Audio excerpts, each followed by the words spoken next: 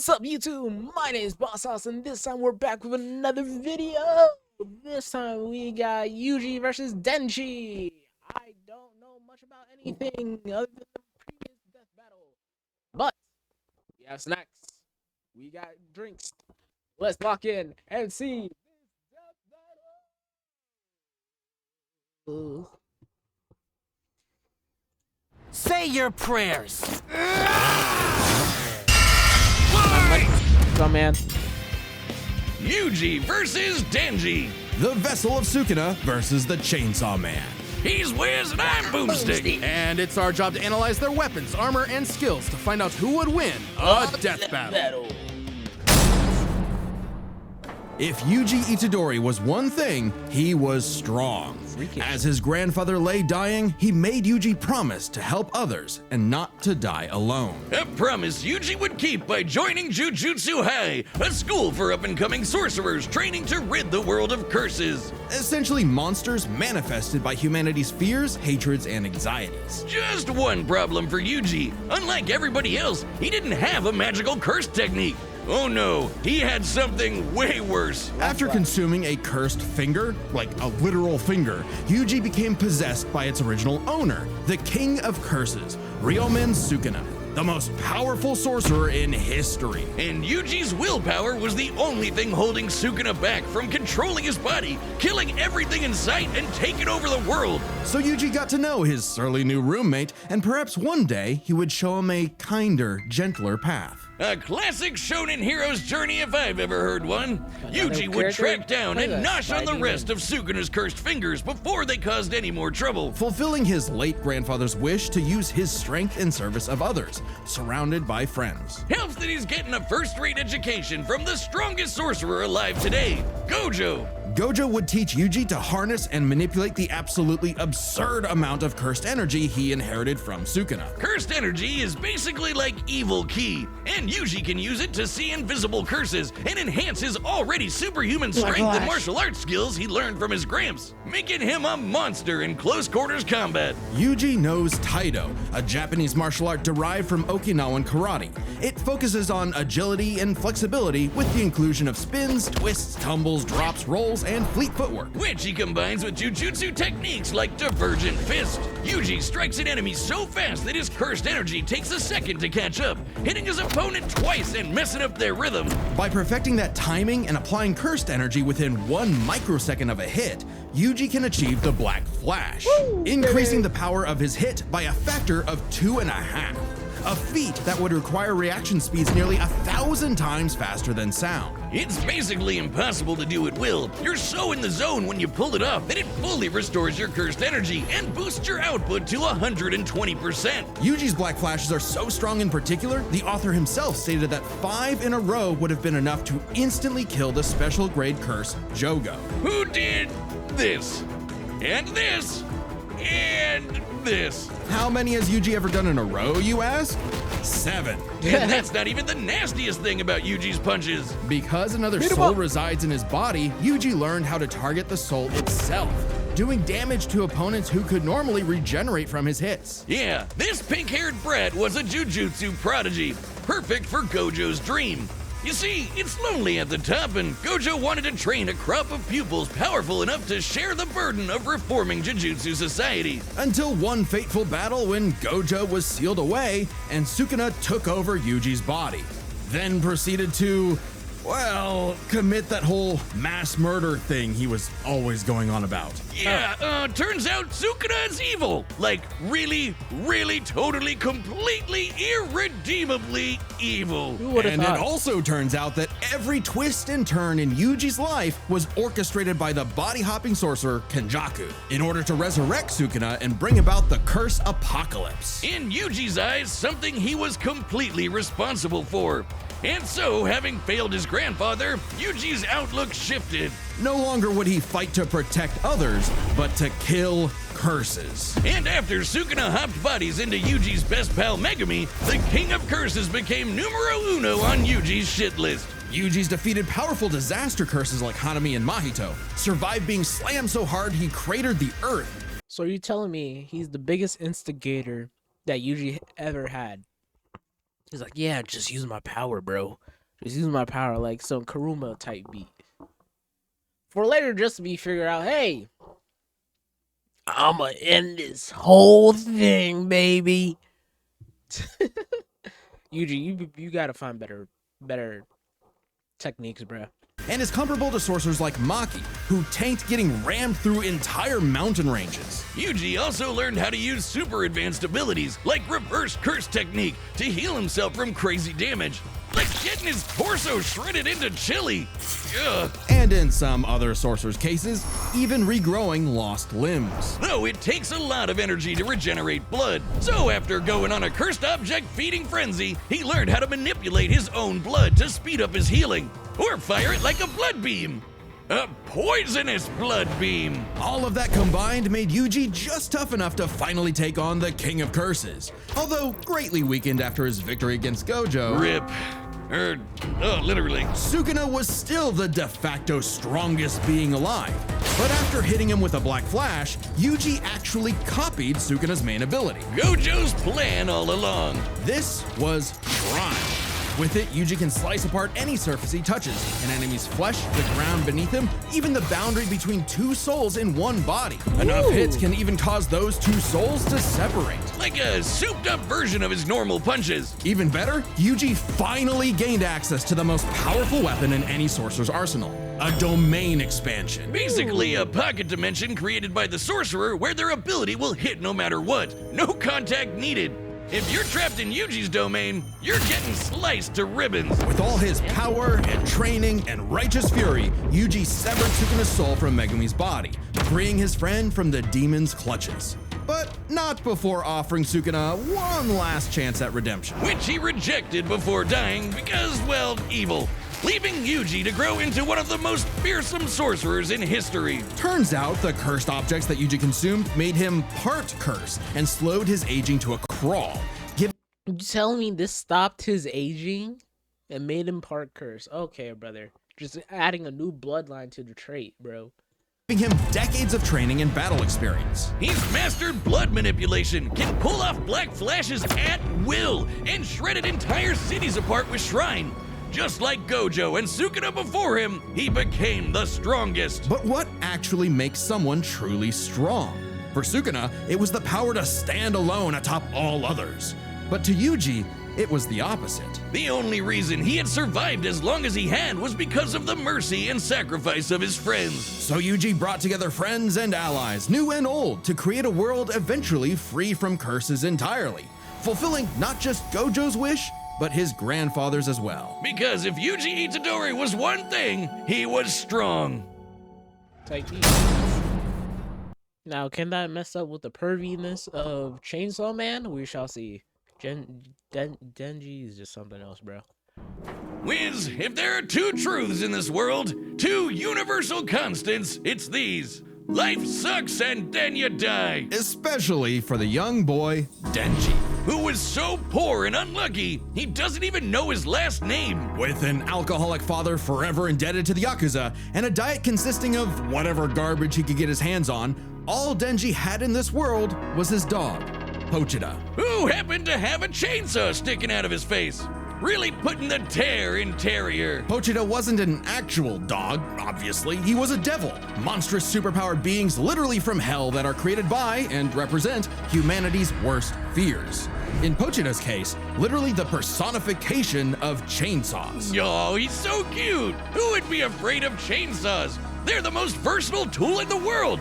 Perfect for chopping trees, opening cans, massacring your foes. Apparently, Pochita had no problem with that last part as he and Denji hunted down and killed his devil brethren. It's a tough job, but when selling your testicles won't pay off your dad's debts, it'll do. That is, until Denji was cornered and forced to learn about those two universal constants. Life sucks, and then you die. But sometimes, if you're really unlucky, there's a third option. Born from his and Pochita's contract, a literal deal with the devil, Pochita would become one with Denji's body in exchange for Denji to live a happy life. And so the two fused into a half-human, half-devil hybrid, Normal the hybrid, Chainsaw normal, Man, like that can happen. aka a one-man, blood-soaked devil-slaying machine. The perfect candidate for the public safety devil hunters, led by this piece of work. With nothing controlling him but his raging teenage hormones, Denji would battle all of devil kind in the hopes of one day getting laid. And he was a natural at killing, not getting laid. Yeah. As the Chainsaw Man, Denji can slice through just about anything and generate new chainsaws from any surface of his body. Or swing him around on massively long chains. Oh man, that's so cool. It helps that Denji is incredibly powerful, capable of lifting and throwing cars, surviving being blasted through several buildings, and moving way faster than the eye can see. And if he happens to get torn apart by some ornery devil, no biggie, because he can regenerate from just about anything. Denji has survived being sliced to pieces, having his head torn off, being dipped in demonic stomach acid for hours, and even getting his heart ripped out. Haven't we all? Chainsaw Man didn't regenerate his heart. Oh no, his heart regenerated a Chainsaw Man. Even separating Denji and Pochita won't stop them. When Denji was stuck in this alternate dimension, he and Pochita still possessed a metaphysical connection. With their stomachs. While his healing factor can be overtaxed, all he needs to do is drink some blood and he's back to full health. And considering that chainsawing devils apart is basically an infinite blood exploit, he almost never runs out, only limited by the violence-induced psychotic frenzy he enters in combat. Well, he's not actually crazy. Denji might be, okay, definitely is an under-socialized moron led by his dick, but he's surprisingly clever in combat. Almost always thinking outside the box and coming up with so dumb they're brilliant strategies to take on devils that should be too strong for him. In short, Denji was the perfect soldier and was rewarded for his efforts with something that began to resemble a happy life. Aki, the stern older brother, Power, the bratty younger sister, and Makima, his boss and the girl of his dreams. All Denji had to do to finally score with that dead-eyed redhead was to kill the most fearsome devils in existence, like the Typhoon Devil who created a massive hurricane, or the Bomb Devil who could blow up most of a city, or the Gun Devil who could travel around the world and kill over 1 million people in about 5 minutes. But plot twist, he had to kill Makima too, because she was secretly the Control Devil, one of the 4 horsemen of the apocalypse. Everything she told Denji was a lie. The happy life he created, the family he made, all of it was designed to be torn down. All with one goal: to force Denji to break his contract with Pochita and become her servant. Order 66ing every devil she didn't like. But when Denji did break, Pochita took over.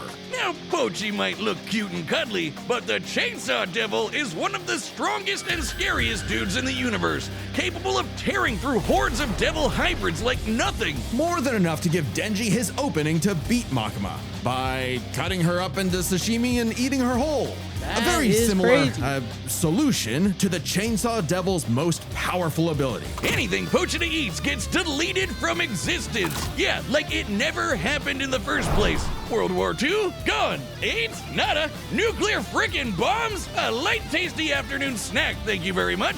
Forgive me, chainsaws. I knew not. No matter how many times I've seen that effect, it's still crazy. Whatever he eats, the concept erases itself from the world. How does that make sense, people? Pochita, the Chainsaw Man, is gonna be that man. Okay, I'm done. Not your power! He also ate the Death Devil.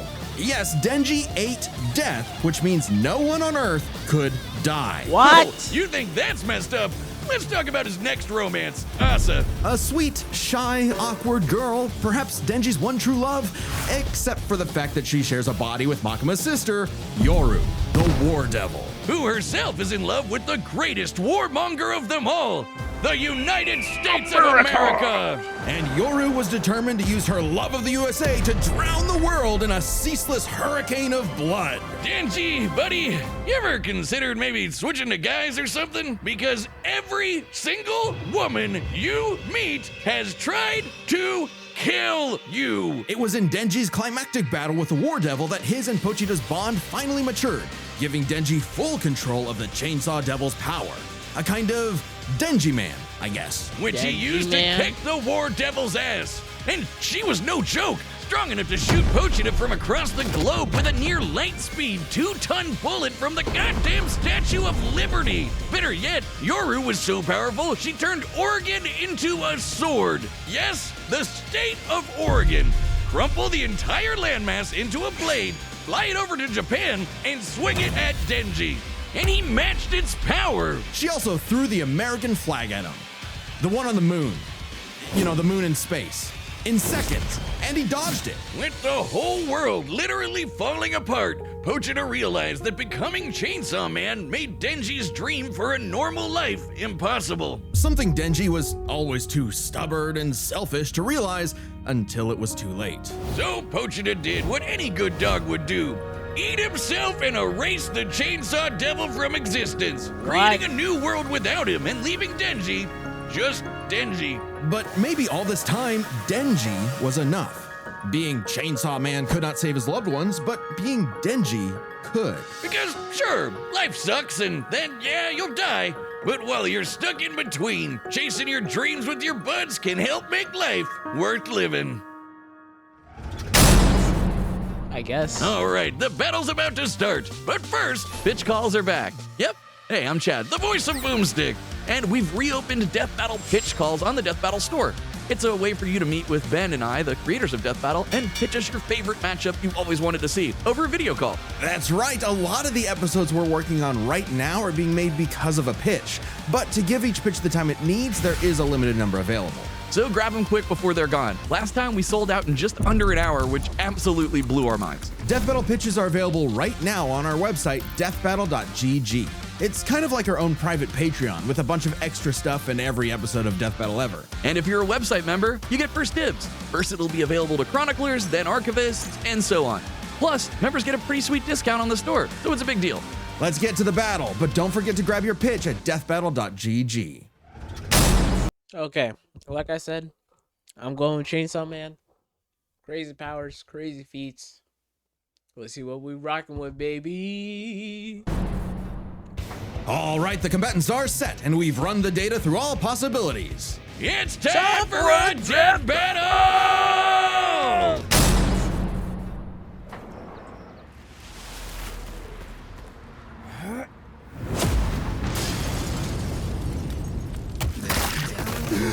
Oh, man. Oh, no.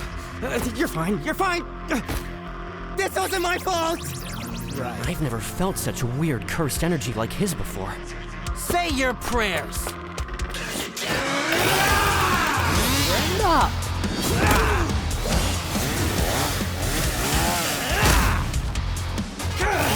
You're a chainsaw curse? Oh, no. I'm the hero to all. Kicker of asses. Magnet to chicks. Half man, half devil. Chainsaw Man. Yeah. Let's finish this. Chainsaw instant death technique. Nut shot. Batter up, pink-haired punk-ass bitch!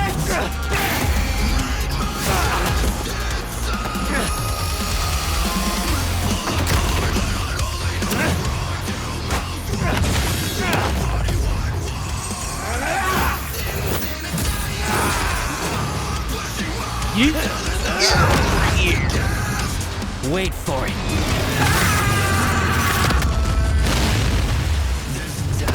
I realized you had two cursed energy sources in one body, so I separated them. When you separate Speaking Denji.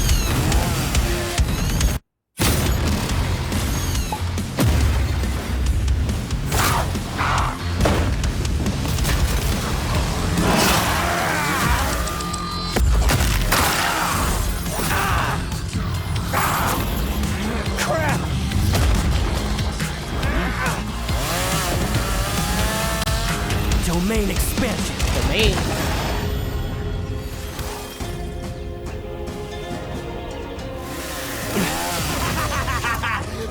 You messed up, baby! Pochita and I are brothers! You'll never keep us apart!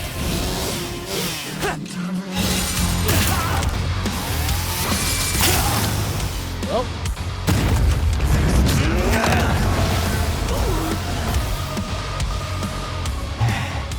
Domain expansion.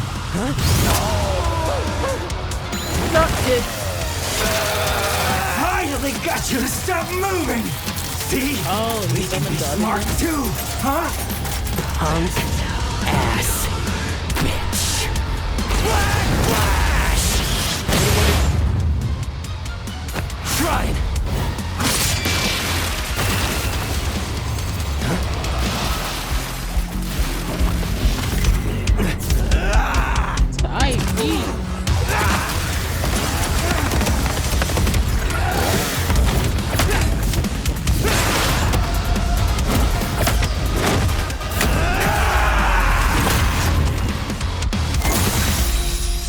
A human and a curse.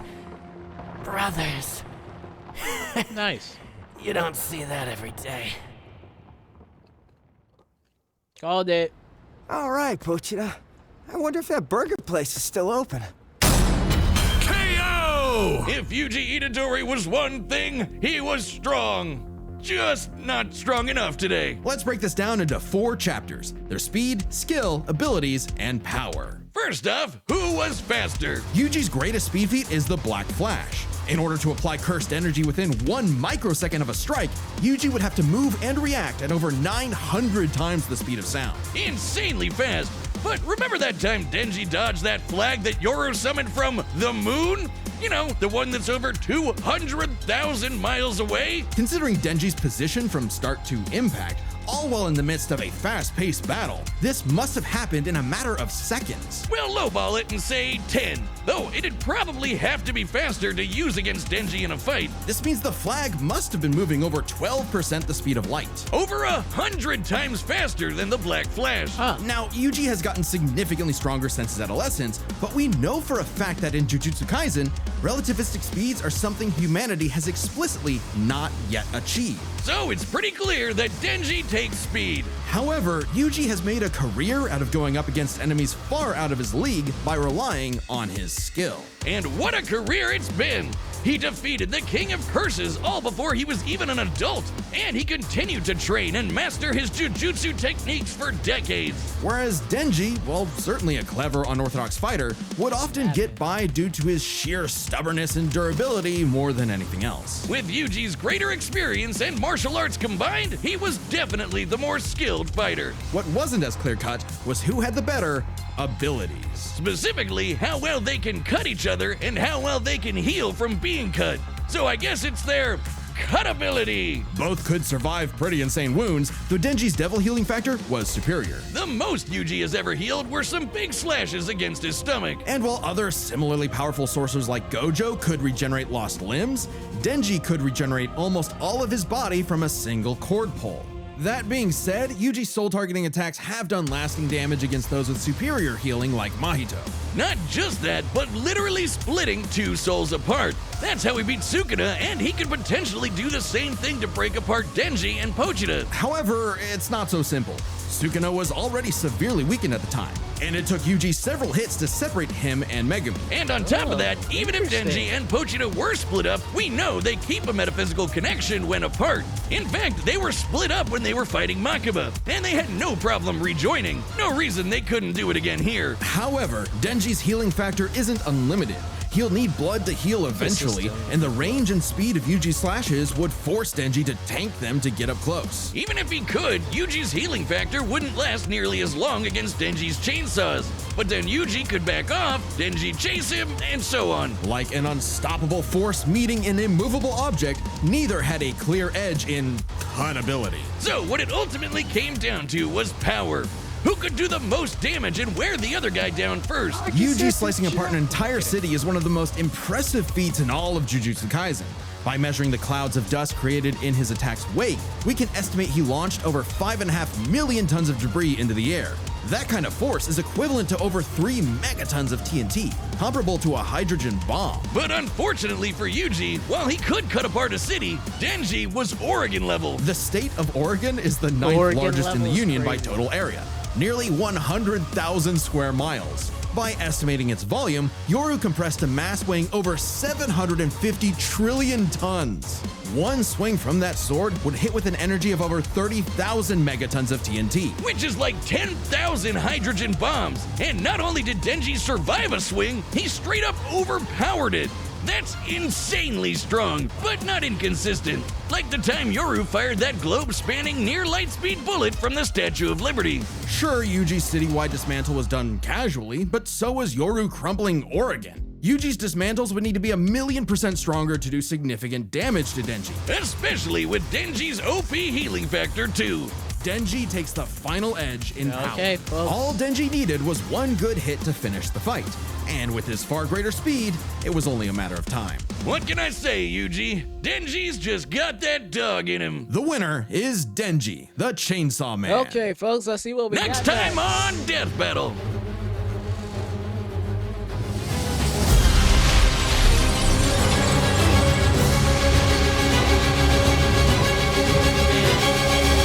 Subscribe and join as a Sentry member to versus see Superboy. more Death Battle. Oh, that's an interesting one.